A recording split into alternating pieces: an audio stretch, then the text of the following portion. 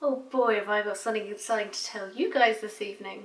So, as I'm sure the majority of you are aware, the Paralympics this year at Rio 2016, yeah! Everyone pretty much knows the whole idea of what the Paralympics is.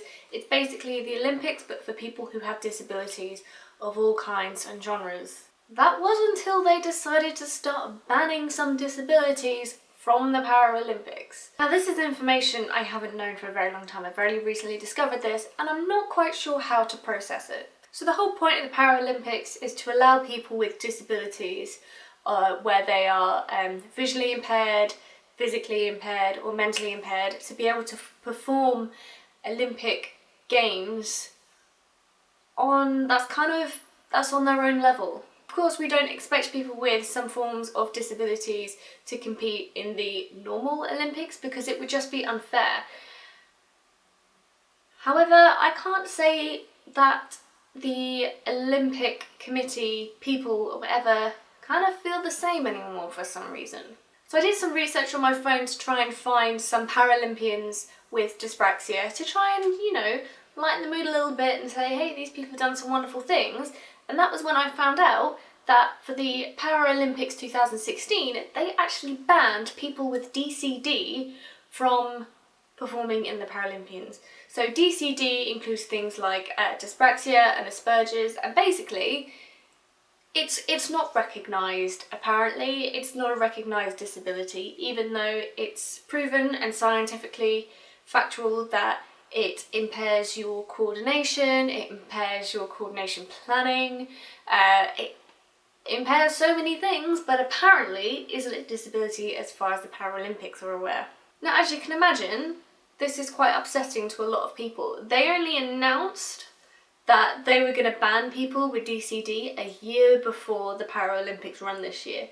So there have been people from 2012 who have competed in the Paralympics and then trained for another 3 years to then be told, by the way, you're not allowed here anymore, sorry.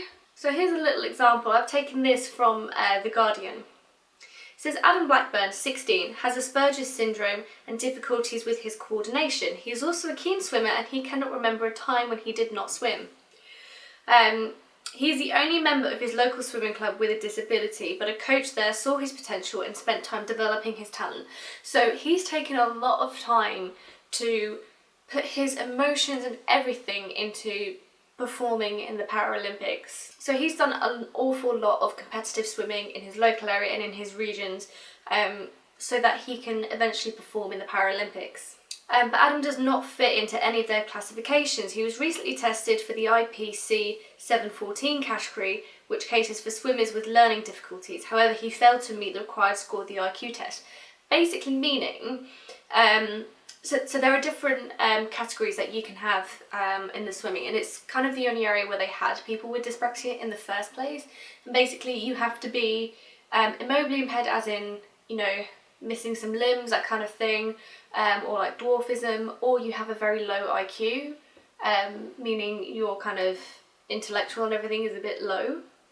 And it's very well known that people with Asperger's and dyspraxia have a very high IQ, so he obviously didn't pass that test. So that's what they tried testing him for, so that he could still do that. So they went to a lot of extent to be able to test him in other areas so that he could still compete in something that he's trained years for.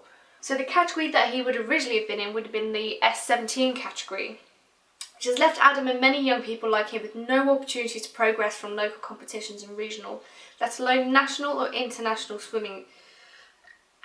So basically what it means is we're like the only country that recognises dyspraxia as an actual disability.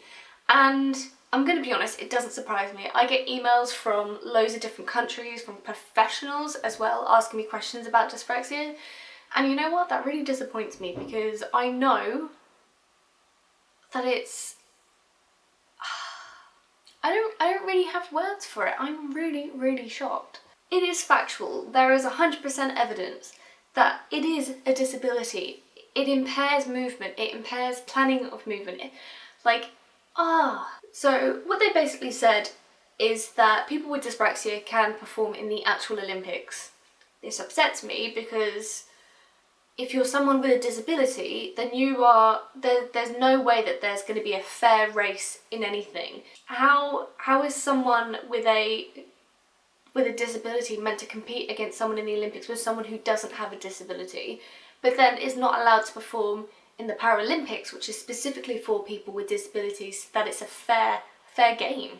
Now, this is something that the Dyspraxia Foundation and many other dyspraxia known charities have really struggled with, is the fact that we kind of pushed aside, people with dyspraxia is kind of pushed aside as if to say, well, it's not really something we're going to bother putting much information and much thought into, so instead we'll just exclude them and include the people that we know a little bit more about. So people that are more obvious. It's that horrible unfortunateness that dyspraxia is a hidden disability. It's not obvious, and so therefore big organisations just don't care.